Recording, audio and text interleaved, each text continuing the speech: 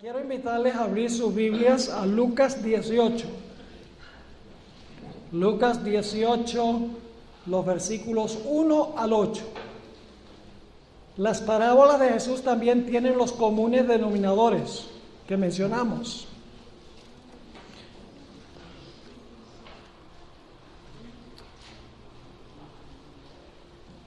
Ahora, esta parábola se aplica especialmente al tiempo inmediatamente antes de la segunda venida. Y pensarán, ¿por qué razón aplicamos esta parábola especialmente al tiempo inmediatamente antes de la segunda venida? La razón es que la parábola se encuentra entre dos referencias a la segunda venida. Inmediatamente antes de la parábola, Jesús dijo, como en los días de Noé, así será la venida del Hijo del Hombre, como fue en los días de Lot, así será la venida del Hijo del Hombre. Luego viene la parábola. Y la parábola termina con una pregunta: cuando venga el Hijo del Hombre, ¿hallará fe en la tierra? Es decir, la parábola está entre dos referencias a la segunda venida. Se aplica especialmente a la generación final que vivirá antes de la segunda venida. Ahora, dice en el versículo 1, también les refirió Jesús una parábola sobre la necesidad de orar siempre y no desmayar. Esa es la lección central de la parábola que va a relatar Jesús, que debemos orar siempre y no desmayar. Ahora, eso es cierto todo el tiempo, pero especialmente para el tiempo del fin. Y lo vamos a ver. Diciendo, versículo 2, había en una ciudad un juez, así que quiero que recuerden que hay un juez, que ni temía a Dios, ni respetaba a hombre. Así que hay un juez. Versículo 3. Había también en aquella ciudad una viuda. Así que en la historia hay una viuda, completamente destituida de apoyo humano. Es decir, no tenía familia, no tenía posesiones, prácticamente había quedado en la calle. Los que han estudiado la parábola han llegado a la conclusión de que el esposo de ella tenía acreedores, y cuando el esposo murió dejó todas esas deudas, y un individuo vino, a quien le debía, vino y le quitó todo lo que tenía, lo que le había dejado el esposo a la viuda. Así que dice, había también en aquella ciudad una viuda, la cual venía a él diciendo. Ahora, cuando dice venía, no se refiere que vino una o dos veces, sino que venía y venía y venía y venía. Era persistente. Ya lo vamos a ver. Dice, la cual venía a él diciendo, hazme justicia de mi adversario. Entonces tenemos, en primer lugar, tenemos una viuda. En segundo lugar, tenemos un juez. Y en tercer lugar, tenemos un adversario. El adversario fue el que le quitó todo a la viuda. Así que dice, hazme justicia de mi adversario. Y fíjense ahora el versículo 4. Y él no quiso por algún tiempo. ¿Hubo una demora en hacerle justicia? ¿Cómo no? No quiso por algún tiempo. Pero después de esto dijo dentro de sí, aunque ni temo a Dios ni tengo respeto a hombre, sin embargo, porque esta viuda me es molesta, es decir, porque es fastidiosa, le haré justicia, no sea que viniendo de continuo. Ahora sabemos cómo venía, ¿verdad? Venía y venía y venía y venía, como Jacob. Dice, no sea que viniendo de continuo me agote la paciencia. ¿Por qué es que el juez le hizo justicia finalmente a la viuda? Para quitársela de encima. Ahora, ¿a quién representa el juez? El juez representa a Dios. Les voy a explicar cómo. Ustedes dicen, ¿cómo puede un juez, como dice aquí, un juez que ni teme a Dios ni respeta a hombre, cómo es que puede representar a Dios? Lo representa a manera de contraste, ya lo vamos a ver. El juez representa a Dios. ¿A quién representa la viuda? Bueno, déjenme preguntarles esto. ¿Qué representa una mujer en las profecías? La iglesia. ¿Qué representa una mujer pura? Una iglesia pura. ¿Qué representa una mujer ramera? Una iglesia que se ha prostituido. ¿Y qué representa una mujer viuda? Representa una iglesia que todo lo ha perdido. Yo pregunto, ¿vamos a perder todos nosotros? Durante el tiempo de angustia, ¿cuánto va a tener el pueblo de Dios? Nada. Va a ser una iglesia completamente destituida de apoyo humano. Ni familia, ni amigos, ni casas, ni carros, ni dinero en el banco, ni libertad. Y en algunos casos, en el tiempo de angustia previo, antes del cierre de la gracia, ni la vida. El pueblo de Dios lo perderá todo. La viuda representa al pueblo de Dios al final de la historia, que ha perdido absolutamente todo apoyo humano en el tiempo de angustia. ¿Qué representa el adversario? Esa palabra adversario en griego es la palabra antidikon. No es una palabra común en el Nuevo Testamento. Se usa en 1 Pedro 5:8, donde dice: vuestro adversario, el diablo, anda cual león rugiente buscando a quien devorar. Entonces, ¿a quién representa el adversario? A Satanás. Ahora vamos a leer la aplicación. Jesús explicó esta parábola. Jesús no explicó todas sus parábolas, pero en esta parábola Él explicó qué representa cada uno. Dice en el versículo 6: y dijo el Señor: oíd lo que dijo el juez injusto. ¿Y acaso Dios no hará justicia? Entonces, ¿a quién representa el juez? ¿Hizo el juez justicia, sí o no? En la parábola, ¿hizo el juez justicia? Sí. Dice, entonces, ¿acaso Dios no va a hacer justicia? Así que, ¿quién representa el juez? A Dios. Y usted dice, ¿pero cómo puede representar a Dios? A manera de contraste, les explico cómo. Jesús está diciendo, si un juez humano que ni teme a Dios ni respeta a hombre, responde las plegarias de una viuda para quitársela de encima, ¿cuánto más Dios responderá las plegarias de sus escogidos porque los ama? Es decir, ambos responden a la plegaria, pero con diferente razón. El juez injusto para quitársela encima, mientras que en el caso de los escogidos, Dios interviene porque los ama. Así que el juez representa a Dios. Así que dijo, ¿y acaso Dios no hará justicia a quiénes? A sus escogidos. Entonces, ¿qué representa la viuda? ¿A quiénes representa la viuda? Dice, a sus escogidos. Ahora, ¿cuándo van a vivir los escogidos? Bueno, vamos a Mateo 24 para ver cuándo van a vivir los escogidos. Que el juez va a tener que hacerle justicia. Yo pregunto, ¿quién le va a quitar todo al pueblo de Dios en el tiempo del fin? ¿Quién le va a quitar todo? Satanás, a través de todos los seres humanos. El pueblo de Dios no va a tener nada sobre lo cual recostarse. Note Mateo 24 y vamos a leer los versículos 21 y 22. Porque habrá entonces grande aflicción, cual no fue desde el principio del mundo hasta ahora ni será. Si aquellos días no fuesen acortados, ninguna carne sería salva, mas por causa de los escogidos, aquellos días serán acortados. Entonces, ¿cuándo es que viven los escogidos? En la gran tribulación final. Vamos a los versículos 23 y 24. Versículos 23 y 24. Entonces, si alguno os dijere aquí, he aquí está el Cristo, o allí, no creáis, porque se levantarán falsos cristos y falsos profetas, y darán señales y grandes y prodigios. Y hermana Guay aplica esto al tiempo de angustia cuando Satanás falsifica la segunda venida de Jesús.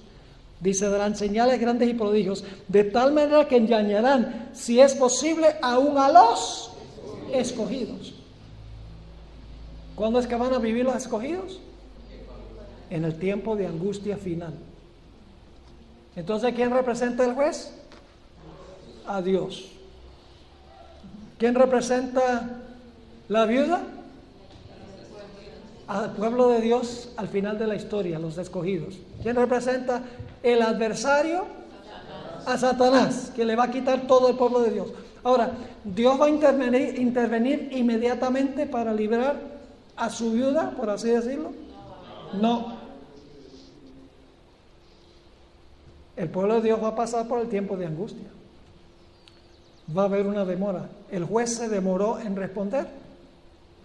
Sí. ¿Dios se va a demorar también? ¿Cómo no? Sigamos leyendo. Versículo 7. ¿Acaso Dios no hará justicia a sus escogidos que claman a Él que día y noche? ¿Va a haber una demora?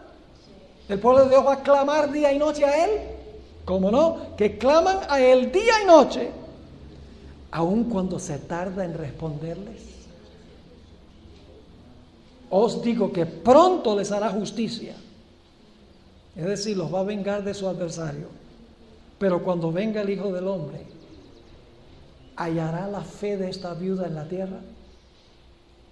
El libro de Apocalipsis responde que sí.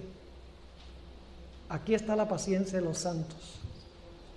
Aquí están los que guardan los mandamientos de Dios y la fe de Jesús. Dios va a tener ese pueblo al final de la historia, que no depende de nada en este mundo. De nada en este mundo, en absoluto. Yo pregunto entonces, en esta parábola, ¿hay un remanente fiel? La viuda. ¿Un enemigo? Oh, el adversario. ¿Un tiempo de angustia? ¿Donde hay clamor? Sí. ¿La fe de la viuda es probada? Claro que sí. ¿Hay una demora? ¿Finalmente se le hace justicia? ¿Ven cómo todas estas historias compaginan? Tienen el mismo tema central. El diablo ha convencido al mundo cristiano que no va a pasar por la tribulación, porque él sabe que sí va a haber una tribulación, y él sabe que para pasar por ese tiempo vamos a necesitar una fe inquebrantable, y esa fe hay que desarrollarla ahora. Y por eso ha convencido al mundo cristiano: no se preocupen por eso la tribulación, no, ustedes no van a pasar por eso, ustedes se van al cielo en el rapto. Y cuando estén en el tiempo de angustia, no van a estar preparados para pasar victoriosamente por ese periodo. Ahora, vamos a Apocalipsis 13. Y luego vamos a ir a Daniel, porque esto tiene que ver con Daniel. Apocalipsis 13. Les voy a resumir. Apocalipsis 13, 1 al 10, habla de una bestia que se levanta del mar, persigue a los santos, habla blasfemias contra el Altísimo, gobierna 42 meses. ¿Qué representa esa bestia? El papado. ¿Qué sucede cuando termina su periodo de dominio, al terminar los 42 meses? Recibe una ¿qué? Recibe una herida mortal. Es decir, por un tiempo está fuera de comisión, está inactiva. Y la herida mortal no es lo que la gente generalmente piensa. La herida mortal no fue una herida que se le dio a la Iglesia Católica, se le dio al papado. Iglesia Católica y papado no es lo mismo. La Iglesia Católica es el aspecto eclesiástico. En 1798 no dejó de funcionar la Iglesia Católica.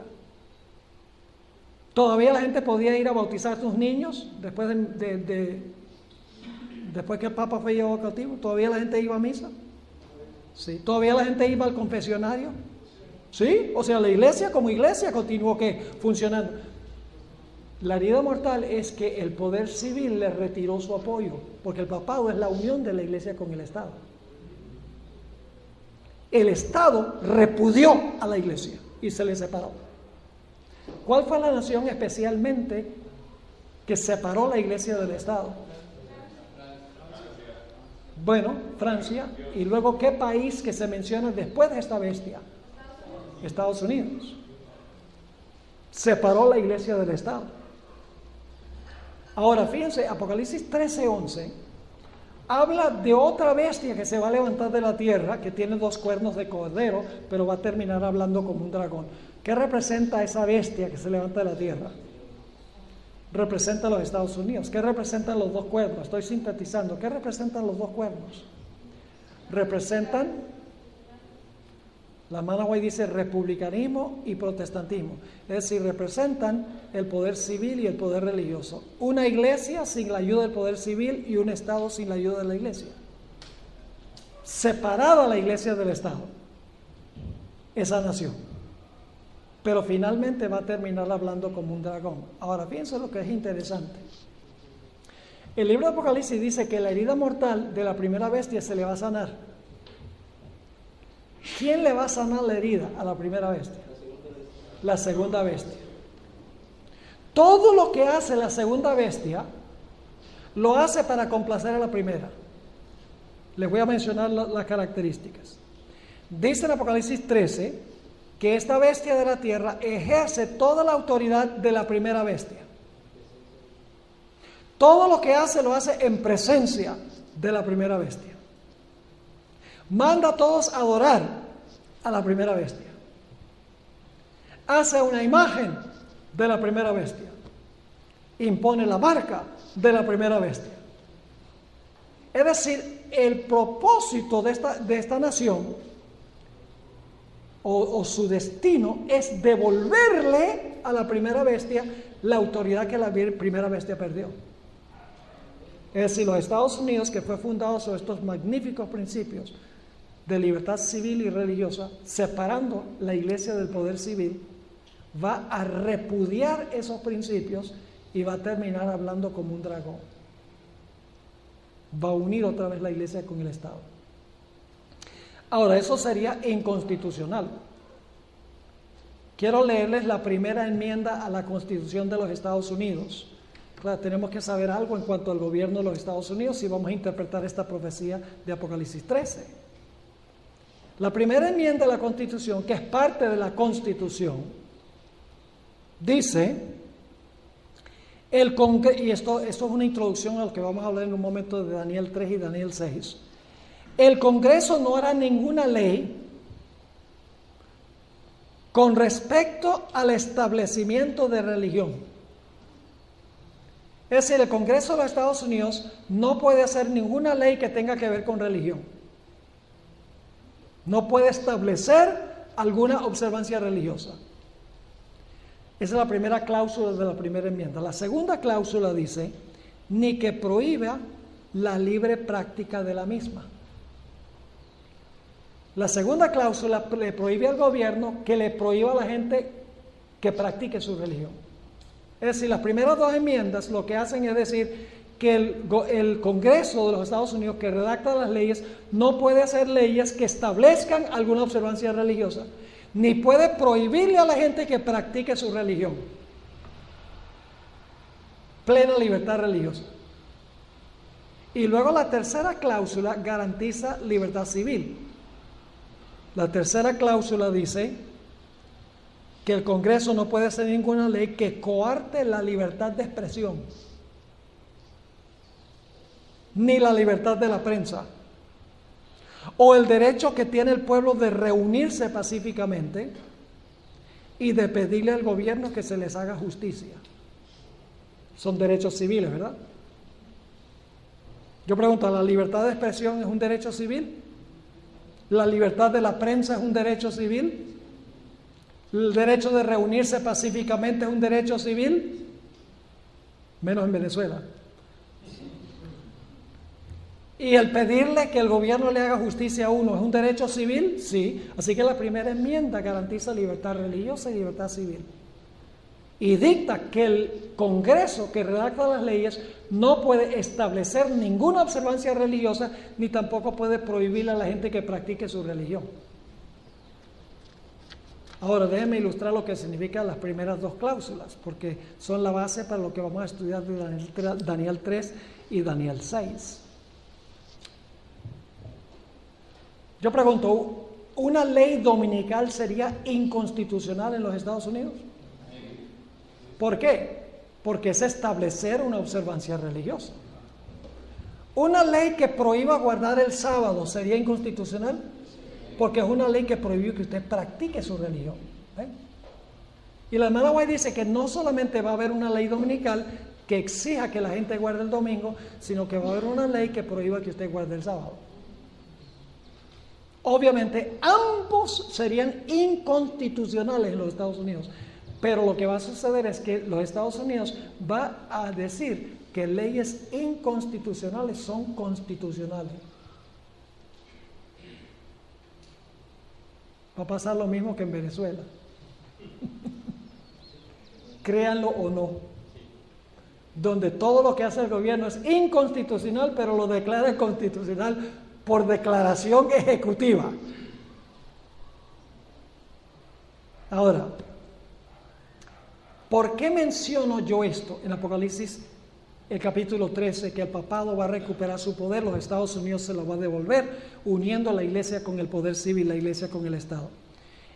En el libro de Daniel tenemos dos historias que ilustran las primeras dos cláusulas y la tercera cláusula de la primera enmienda de la Constitución. Esa primera enmienda es un principio divinamente inculcado en la Constitución de los Estados Unidos. O sea, que se basa en principios divinos. Ahora vamos a Daniel 3. Ya miramos Daniel 3, pero vamos a mirarlo ahora desde otra perspectiva. Daniel, el capítulo 3.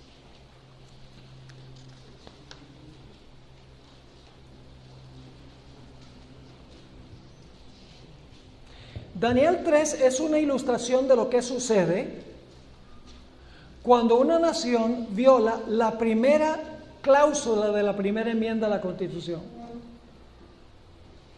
Ahora, Daniel 3 es una historia que sucedió localmente, pero que ilustra un conflicto global al final de la historia.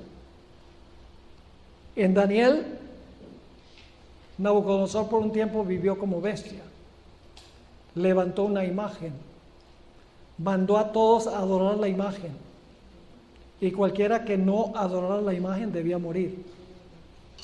¿Dónde encontramos un panorama semejante a ese? En Apocalipsis 13. Ahí la bestia levanta una imagen, manda a todos a adorar la imagen. El que no adora la imagen será ¿qué? Muerto. Solo lo que pasó en Daniel 3 es un ejemplo local y literal de algo que va a suceder a nivel espiritual y global al final de la historia. En los tiempos de Daniel fue Babilonia literal, al final de la historia será Babilonia espiritual. Ahora, el conflicto en Daniel 3 tuvo que ver con la ley de Dios. Sí, porque la ley de Dios dice, no te harás imagen, ni te inclinarás ante esas imágenes. Y no tendrás dioses ajenos delante de mí. Es decir, el conflicto en Daniel 3 tiene que ver con guardar la ley. ¿Tiene que ver con la adoración también? Varias veces en el capítulo se usa la adoración. Es decir, el poder civil da una ley religiosa mandando a todos que tienen que adorar la imagen de la bestia. Porque Nabucodonosor vivió por un tiempo como una bestia. Es decir, aquí se está violando la primera cláusula de lo que sería la constitución de la Constitución de los Estados Unidos, de la primera enmienda. Porque el poder civil está estableciendo una observancia religiosa. Ahora, ¿qué pasa cuando un gobierno establece una observancia religiosa? El resultado inmediato es persecución y la pérdida de la libertad civil. Cuando el gobierno establece religión, el resultado es persecución y usted pierde sus derechos civiles. Ahora, fíjense, Daniel, el capítulo 3, Daniel, el capítulo 3 y el versículo 15. Recuerden la palabra librar, ya vimos esa palabra es clave, librar. El rey, cuando los tres jóvenes rehúsan adorar la imagen que él ha establecido, la observancia religiosa que él estableció, Dice el rey: ahora pues estáis dispuestos para que el oír del son de la bocina, de la flauta, del tamboril, del arpa, del salterio, de la zampoña y de todo instrumento de música os postréis y adoréis la estatua que he hecho. Porque si no la adoraréis, en la misma hora seréis echados en medio de un horno de fuego ardiendo. Y ahora fíjense la pregunta: ¿y qué Dios será aquel que os libre de mis manos? ¿Quién los va a librar de mis manos? La bestia va a hacer la misma pregunta. En Apocalipsis, el capítulo 13, dice: ¿quién es como la bestia y quién podrá lidiar con ella? Los tres jóvenes hebreos responden. Versículo 16: Sadrac, Mesac y Abednego respondieron al rey Nabucodonosor diciendo: no es necesario que te respondamos sobre este asunto. He aquí, nuestro Dios a quien servimos puede. Ahí está la palabra clave otra vez. Nabucodonosor dice: ¿quién nos puede librar de mis manos? Y ese nuestro Dios nos puede librar. Y de tu mano, oh rey, nos librará. Y si no, sepas, oh rey, que no serviremos a tus dioses, ni tampoco adoraremos la estatua que has levantado. Y ustedes saben, fueron echados al horno. Cuando fueron echados al horno, Nabucodonosor miró dentro del horno, versículo 25, y él dijo: he aquí, yo veo 4 varones sueltos, que se pasean en medio del fuego, sin sufrir daño, y el aspecto del cuarto es semejante al Hijo de los dioses. En realidad, la traducción debe ser al Hijo de Dios.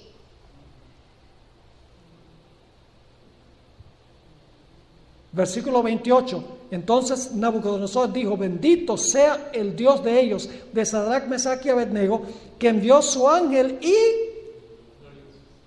la palabra clave otra vez. Y libró a sus siervos que confiaron en él y que no cumplieron el edicto del rey y entregaron sus cuerpos antes de servir y adorar a otro Dios que su Dios. ¿Cuál es el mensaje central? El que es fiel a Dios, Dios lo libra. Noten otra vez los versículos 28 y 29. Entonces Nabucodonosor dijo: bendito sea el Dios de ellos, de Sadrac, Mesac y Abednego, que envió su ángel y libró a sus siervos que confiaron en él y que no cumplieron el edicto del rey y entregaron sus cuerpos antes que servir y adorar a otro Dios que su Dios. Y ahora el rey da un decreto. Por lo tanto, decreto que todo pueblo, nación o lengua que dijere blasfemia contra el Dios de Sadrac, Mesac y Abednego sea descuartizado y su casa convertida en muladar, por cuanto no hay Dios que pueda librar como este. Ahora, ¿cuáles son los comunes denominadores en esta historia? ¿Hay un remanente fiel? ¿Hay un enemigo? Nabucodonosor, el rey de Babilonia. ¿Pasan por un tiempo de angustia los muchachos? ¿O que ustedes creen que ser echado a un horno de fuego no es un tiempo de angustia? ¿Su fe fue probada? ¿Se demoró Dios en librarlos? Sí. ¿Podría Dios haberlos librado sin que pasaran por el horno? Dios dejó que pasaran por el horno. Dejó que la viuda clamara y clamara. Y Dios permite que su pueblo pase por el horno de fuego. Hay una demora. Pero después de estar en el horno un tiempo, viene la liberación. Así que esta historia ilustra lo que sucede cuando el poder civil impone una observancia religiosa y manda a todos a cumplir esa religión. La historia de Daniel 6, ¿cuánto tiempo nos queda? 15 minutos, ¿no? ¿20? ¿Quién me da 25? Ahora, la historia de Daniel 6 ilustra la segunda cláusula de la primera enmienda de la Constitución de los Estados Unidos. ¿Qué dice la primera cláusula? Dice que el poder civil no puede establecer ninguna observancia religiosa, como hizo Nabucodonosor. Estableció que todo el mundo tenía que adorar de esta manera, esta estatua. La historia de Daniel 6 ilustra lo que sucede cuando el poder civil prohíbe que la gente practique su religión. Porque en la historia de Daniel 6, el rey no está estableciendo una observancia religiosa, sino que está prohibiendo que Daniel ore como acostumbraba a hacer. ¿Entienden la diferencia? Es como la diferencia entre establecer que todo el mundo tiene que guardar el sábado y prohibirle a la gente que establecer el domingo y prohibirle al pueblo de Dios que observe el sábado. Dos caras de una misma moneda. Ahora, en Daniel 6, el conflicto tiene que ver con la ley.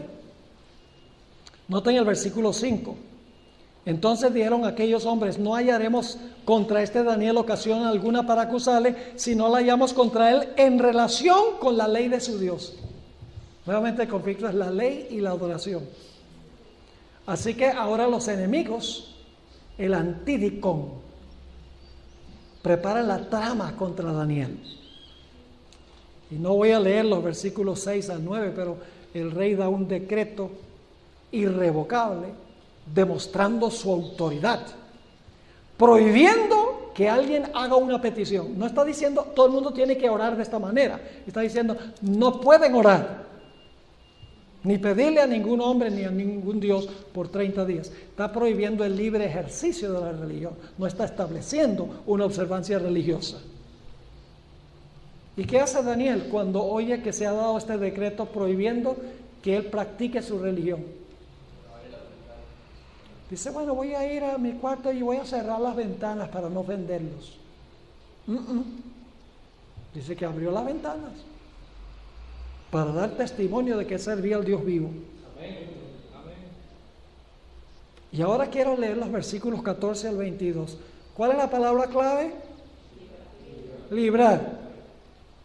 ¿Saben dónde se cumple todo este panorama de Daniel 3 y Daniel 6? En Daniel 12:1. En aquel tiempo se levantará Miguel. Ese está hablando del futuro. Aquel gran príncipe que está en favor de los hijos de tu pueblo. Será tiempo de angustia, que es como los 3 jóvenes en el horno y Daniel en el foso de los leones. Será tiempo de angustia, que no fue desde que hubo nación, pero aquel tiempo tu pueblo será que libertado. Dios hará en el futuro lo que hizo en el pasado. Así que ahora, versículo 14, fíjense la palabra clave. Cuando el rey oyó el asunto, le pesó en gran manera y resolvió, muy bien, gracias, librar a Daniel. Y hasta la puesta del sol trabajó para librarle. Pero aquellos hombres rodearon al rey y le dijeron: sepas, oh rey, que es ley de Media y de Persia que ningún edicto u ordenanza que el rey confirme puede ser abrogado. Entonces el rey mandó y trajeron a Daniel y le echaron en el foso de los leones. Y él dijo a Daniel: el Dios tuyo, a quien tú continuamente sirves. Ahí está la clave. ¿A quiénes libra Dios?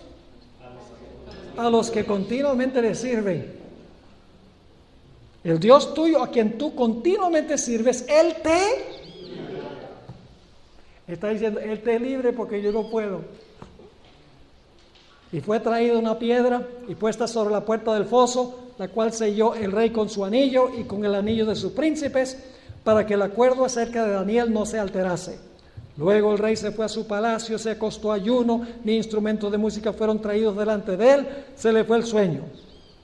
El rey pues se levantó muy de mañana y muy apresuradamente fue al foso de los leones. Y acercándose al foso llamó a voces a Daniel con voz triste y le dijo: Daniel, siervo del Dios viviente, el Dios tuyo, a quien tú continuamente sirves, te ha podido librar. Ahí está otra vez, librar de los leones. Entonces Daniel respondió al rey: oh rey, vive para siempre. Mi Dios envió su ángel, el cual cerró la boca de los leones para que no me hiciesen daño, porque ante él fui hallado inocente y aún delante de ti, oh rey, yo no he hecho nada malo. Entonces el rey se alegró en gran manera a causa de él y mandó sacar a Daniel del foso y fue, ahora escuchen esto, y fue sacado Daniel del foso y ninguna lesión se halló en él. ¿Por qué razón? Porque había confiado en su Dios. el Dios a quien continuamente sirves. Había confiado en su Dios. ¿Quiénes son los que Dios va a librar al final de la historia? Los que continuamente sirven a Dios. Los que han confiado en Dios. Y saben que en Hebreos 11, muy interesante esto, en Hebreos 11 se mencionan estas dos historias de Daniel. Daniel 3 y Daniel 6. Dice allí en el versículo 32 al 34, ¿y qué más digo? Porque el tiempo me faltaría, contando de Gedeón, de Barak, de Sansón, de Jefté, de David, así como de Samuel y de los profetas, que por fe, ¿por qué? Por fe, conquistaron reinos, hicieron justicia, alcanzaron promesas, taparon bocas de leones, apagaron fuegos impetuosos. ¿Cómo lo hicieron? Por fe, el Dios a quien continuamente sirves, porque había confiado en su Dios. Esa es la clave. Y ahora el rey da un decreto. Fíjense otra vez la palabra clave, versículo 25 del capítulo 6. Entonces el rey Darío escribió a todos los pueblos, naciones y lenguas que habitan en toda la tierra: paz os sea multiplicada. De parte mía es puesta esta ordenanza, que en todo el dominio de mi reino todos teman y tiemblen ante la presencia del Dios de Daniel, porque Él es el Dios viviente y permanece por todos los siglos, y su reino no será jamás destruido, y su dominio perdurará hasta el fin. Él salva y libra, y hace señales y maravillas en el cielo y en la tierra, y Él ha librado a Daniel del poder de los leones. ¿Cuál es el tema central? La terrible angustia que pasaron, sufrieron tanto. No se menciona nada sobre cómo se sintieron los muchachos. Lo que se exalta es la liberación de Dios. En eso tenemos que enfocarnos. Sí va a ser un tiempo terrible, no me entiendan mal. El tiempo de angustia va a ser cual nunca se ha visto, jamás en la historia. El pueblo de Dios va a perder todo apoyo humano. Inclusive va a parecer que Dios los ha desamparado, porque van a clamar a Dios y Dios va a guardar silencio, por lo menos durante el tiempo de la demora, como hizo el juez. Pero no soltarán la mano de Dios, porque han aprendido a confiar en Dios. Ahora yo pregunto, en esta historia de Daniel 6, ¿hay un remanente fiel? Daniel. ¿Hay enemigos? Los 120. ¿Hubo un tiempo de angustia? ¿Ustedes creen que pasar una noche en un foso de leones no sería un tiempo de angustia?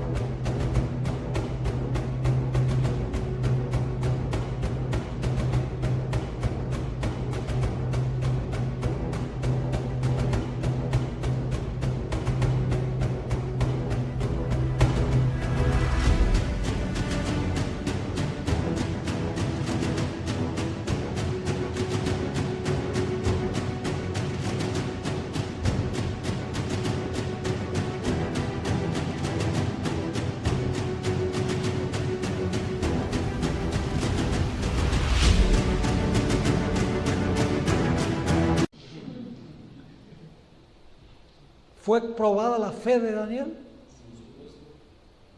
¿Hubo una demora de Dios en librarlo? Sí, toda la noche. ¿Podría haberlo Dios librado sin haber sido echado al foso de los leones? ¿Podría Dios haber dicho, vamos a matar a estos 120? No, dejó que Daniel pasara por su tiempo de angustia. Hubo una demora, pero después de la demora Dios lo libró. ¿Están viendo el común denominador en todas estas historias? Todas estas historias ilustran el tiempo de angustia.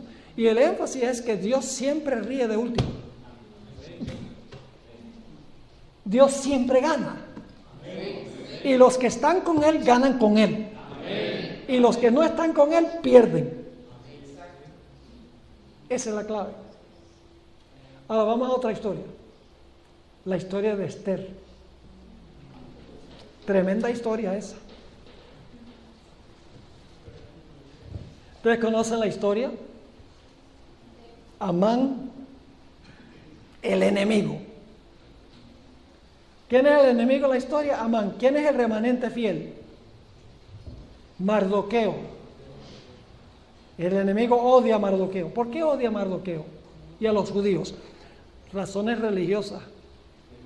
Noten el capítulo 3 y el versículo 8. Amán va a donde el rey y le dice al poder civil: tú tienes que poner una ley para destruir a esta gente, porque esta gente tiene leyes diferentes que las nuestras. Dice allí, y dijo Amán al rey Asuero, fíjese que la religión tratando de usar el poder político: hay un pueblo esparcido y distribuido entre los pueblos en todas las provincias de tu reino, y sus leyes son diferentes. ¿Sobre qué es este conflicto? ¿Tiene que ver con qué? Con la ley de Dios. Sus leyes son diferentes de las de todo pueblo y no guardan las leyes del rey. ¿Saben cuál era la ley que no guardaba Mardoqueo? El rey había mandado que todo el mundo se inclinara ante Amán. Y dice en el capítulo 3, los primeros versículos, que Mardoqueo rehusaba inclinarse ante Amán, como había mandado el rey, porque el rey había dado un mandato ilegítimo. Porque el inclinarse solo se hace a Dios. Y Mardoqueo lo sabía. Él dice: yo voy a desobedecer la ley ilegítima del rey, y yo no voy a inclinarme ante Amán. Y por eso Amán se ensañó con él y fue al rey y le dijo: hay un pueblo, tiene leyes distintas, que les prohíbe que se inclinen y me adoren, como tú dijiste. Es la insinuación. No guardan las leyes del rey, es decir, la ley de que todo tiene que inclinarse ante mí. Y al rey nada les beneficia en dejarlos vivir, es decir, hay que destruirlos. Si place al rey, decrete que sean destruidos, y yo pesaré 10,000 talentos de plata a los que manejan la hacienda, para que sean traídos a los tesoros del rey. ¿Hay un remanente fiel en esta historia que rehúsa adorar falsamente, desobedece la ley del poder civil ilegítima? Sí, señor. Mardoqueo es odiado por sus enemigos por esa razón, primordialmente por Amán. ¿Cómo no? ¿Pasa el pueblo por un tiempo de angustia? Lean Esther 4, 1 al 3. Se vistieron de saco y de ceniza y clamaron a voz en cuello. Todos los judíos, dice, que clamaron, pasaron por este terrible tiempo de angustia. ¿Dios los libró inmediatamente matando a Amán? No, Dios permitió que una larga serie de eventos sucedieran. Meses de eventos estaban bajo el decreto de muerte. Y Dios no los libró inmediatamente. Tuvieron que perseverar en su confianza en Dios durante muchos meses. ¿Fue probada seriamente la fe de ellos? Claro. ¿Fueron librados por Dios de su tiempo de angustia?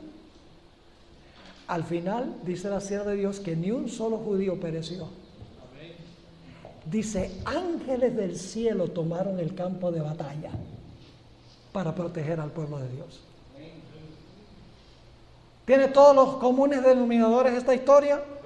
Todos los mismos comunes denominadores tiene. Ahora, la más grande ilustración de estos comunes denominadores es la experiencia de Jesús. El remanente Jesús. ¿Tenía Jesús enemigos? Especialmente al final, en el huerto de Getsemaní y cuando fue al Calvario, ¿tenía enemigos? Satanás era el principal, pero también estaba Anás, Caifás, Pilato, todos sus enemigos contra él.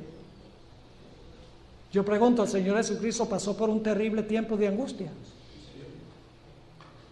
¿Qué clamó en el huerto? Padre, si esta copa puede pasar de mí, sea así, pero que se haga tu voluntad y no la mía. Dice que sudaba gotas de sangre. Dios, mi alma está angustiada aún hasta la muerte. Pasó por un terrible tiempo de angustia, afligido por los poderes de las tinieblas. Yo pregunto, ¿el Padre lo libró inmediatamente? No.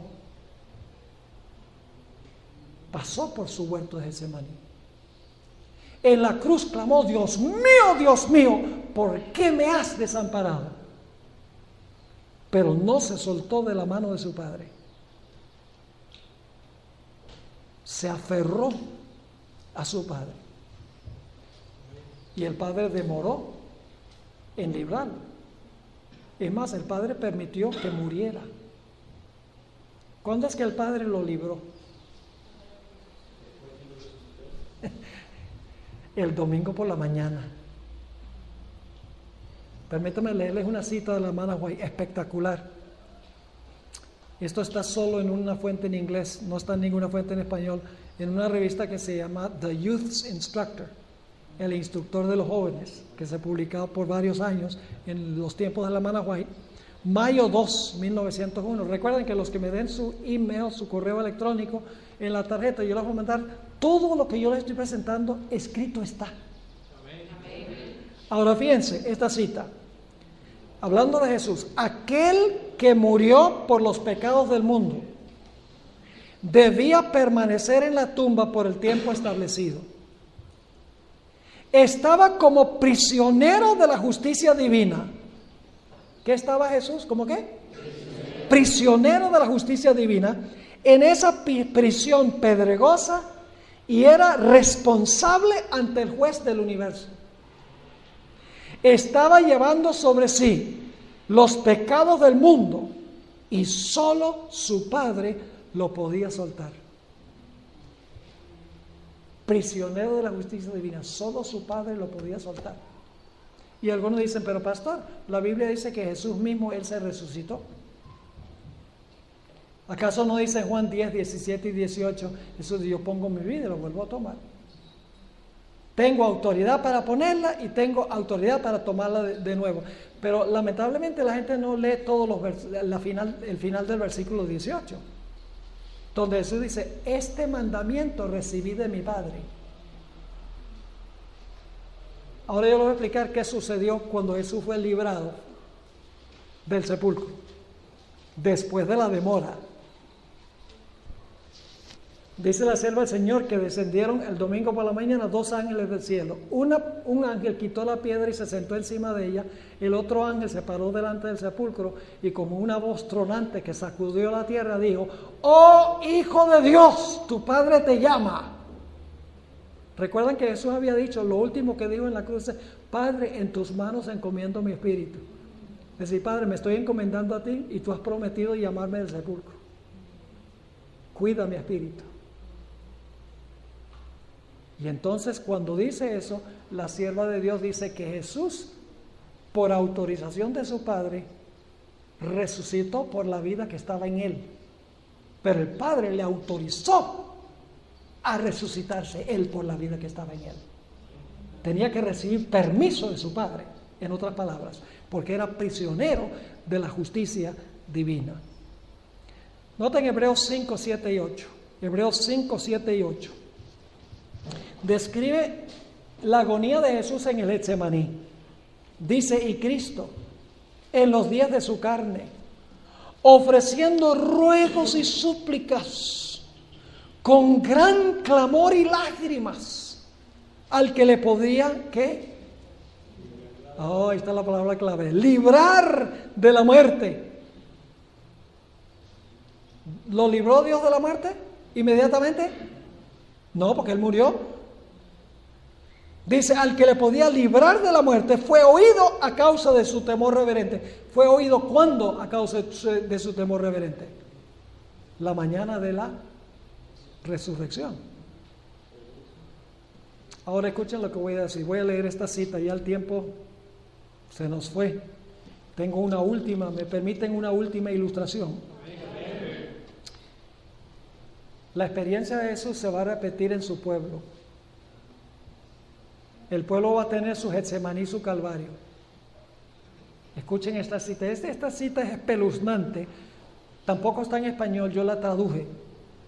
Se encuentra en la Review and Herald, la revista adventista, abril 14, 1896.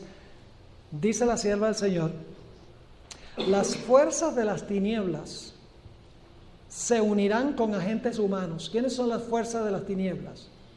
Satanás y sus ángeles. Se unirán con agentes humanos que se han entregado al control de Satanás. Y ahora viene la parte clave. Y se revivirán las mismas escenas que ocurrieron cuando Jesús fue juzgado, rechazado y crucificado. ¿Qué se va a revivir? Las mismas escenas, dice ella, cuando Jesús fue juzgado, rechazado y crucificado. Y luego dice: al entregarse a las influencias satánicas, los hombres se transformarán en demonios. Y aquellos que fueron creados a imagen de Dios, los que fueron formados para honrar y glorificar a su Creador, se convertirán en habitación de dragones. Y Satanás verá en una raza apóstata su obra maestra de maldad, seres humanos que reflejan su propia imagen. ¿Pueden ustedes imaginarse un mundo donde todos los seres humanos reflejan perfectamente la imagen de Satanás? Así va a ser, como cuando Jesús pasó por su pasión. Todos se portaron como demonios, porque estaban endemoniados. Dice ella que esas escenas, dice, se van a revivir, las escenas de cuando Jesús fue juzgado, rechazado y crucificado. Y va a pasar.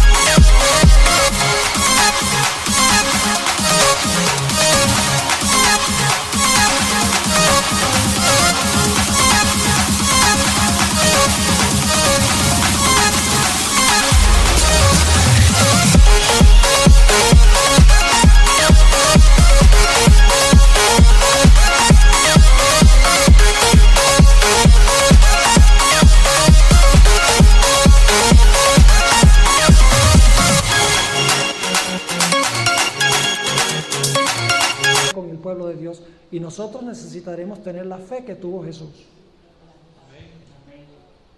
Ahora, ¿por qué permitió Dios que Jesús pasara por esta experiencia?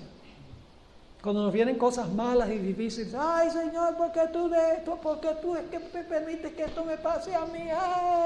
Y nos quedamos y todo el tiempo estamos refunfuñando contra Dios. ¿Por qué permitió el Padre que Jesús pasara por eso? En Hebreos 5:8, ya leímos el 7, sobre los sufrimientos. En el versículo 8 dice: y aunque era hijo, por lo que padeció, aprendió la obediencia. El sufrimiento es una gran bendición para el pueblo de Dios, porque nos enseña a depender de Dios. Ahora, la última ilustración que quiero darles junta todo lo que hemos hablado. ¿Vieron los comunes denominadores en Jesús? ¿Hay un remanente ahí? Sí. ¿Hay enemigos? ¿Cómo no? ¿Hay un tiempo de angustia para Jesús? ¿Su fe fue severamente probada? ¿Se demoró el Padre en responderle? Pero finalmente lo libró. Tenemos que enfocarnos en el clímax. En el final de la historia. La última historia que quiero referirme es la historia de Job. Es la más espectacular historia que ilustra lo que va a pasar el pueblo de Dios al final de la historia. En el libro de Job tenemos una historia donde se aparecen los hijos de Dios, van a comparecer ante Jehová. Y entre ellos va Satanás, los representantes de los mundos que no pecaron. Y Dios le dice a Satanás: ¿de dónde viene? De rodear la tierra y de andar por ella, de supervisar mi territorio. Y entonces Dios le dice a Satanás: ¿no has visto a mi siervo Job? hombre obediente, temeroso de Dios, apartado del mal, justo. Fíjese, es siervo mío y vive en tu planeta. Y usted conoce lo que dice Satanás. Satanás dice, claro que te sirve. No ve que tú lo has rodeado de toda bendición, pero si tú le quitaras todo lo que tiene, te blasfemaría en tu rostro. ¿Está escuchando al jurado celestial? Todos los representantes del universo están ahí. ¿Qué tal si Dios le hubiera dicho a Satanás, no le hagan caso, ese es un mentiroso? El universo hubiera dicho, ¿y a qué le tiene miedo Dios? De pronto lo que le está diciendo es verdad. De verdad Dios lo ha bendecido con toda bendición, con muchos animales, con hijos, con una casa, con una buena esposa, con dinero, con amigos. ¿Para qué más? Claro, Dios lo bendice. Pero Dios ahora dice, ¿tú crees que Él me sirve por los panes y los peces? Quítale todo, te doy permiso. Satanás dice, voy a demostrarle al concilio celestial que la gente sirve a Dios es por los panes y los peces, por las bendiciones que Dios da. Y sale Satanás de la presencia del Señor y le quita todo a Job. Todos sus camellos, todas sus ovejas, mata a sus 10 hijos, lo deja, los siervos los mata. Es decir, Job queda destituido materialmente de todo.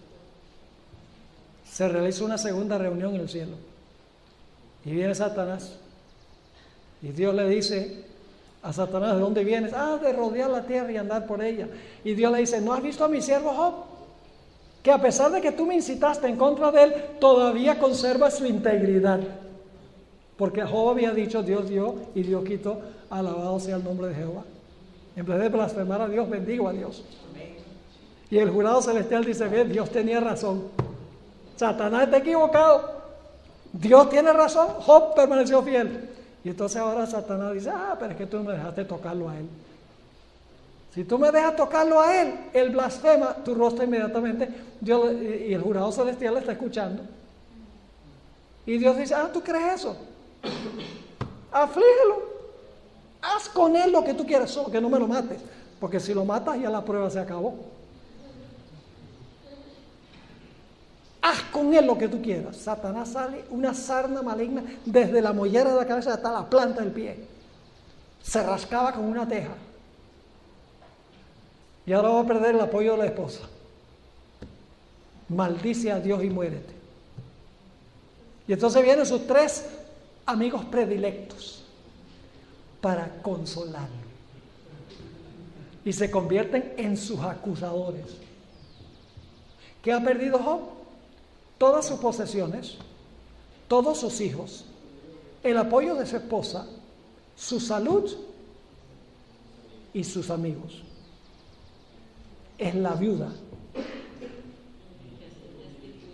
Todo lo perdió. Y ahora Job pasa por un terrible tiempo de angustia donde desde el capítulo 3 hasta el capítulo 38 Job está clamando a Dios y diciendo, Dios, ¿por qué me está pasando esto? Yo te serví, todos los días hacía el culto, usaba mis bienes para beneficiar a los pobres y los necesitados. ¿Por qué me está pasando esto a mí? Y la respuesta de Dios, un rotundo silencio. Una demora desde el capítulo 3 hasta el capítulo 38. Clama a Dios. Y Job le dice, ¿por qué te has volcado contra mí? Ahora Job cree que también ha perdido el apoyo de Dios. Que ya Dios se le ha tornado enemigo. ¿Están captando el panorama? Después de ese largo tiempo de demora en Dios responder, tiempo de angustia, ya en el capítulo 38, al principio Dios le dice a Job, bueno ya Job, ya tú hablaste mucho, cállate que voy a hablar yo. Y desde el capítulo 38 hasta el capítulo 40, Dios le hace una serie de más de 50 preguntas a Job. Le dice, ¿dónde estabas tú, gusano, cuando yo hice este mundo? Y por cada pregunta que Dios le hace a Job, Job se siente más y más pequeño y Dios se ve mucho más y más grande. Y Job dice, ¿quién soy yo para cuestionar a Dios, miserable gusano que soy? Así que cuando Dios termina de mostrarle su grandeza, Job dice, ya entendí lo que me está diciendo y no voy a hablar más. Me convenciste.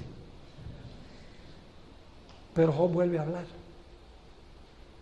Vuelve a hablar después que Dios le muestra una criatura extraña que se llama Leviatán. Y Dios le dice a Job, ¿puedes tú destruir a Leviatán? ¿Puedes tú, porque es un animal acuático, puedes tú meter el anzuelo y sacarlo y cortarlo en pedazos?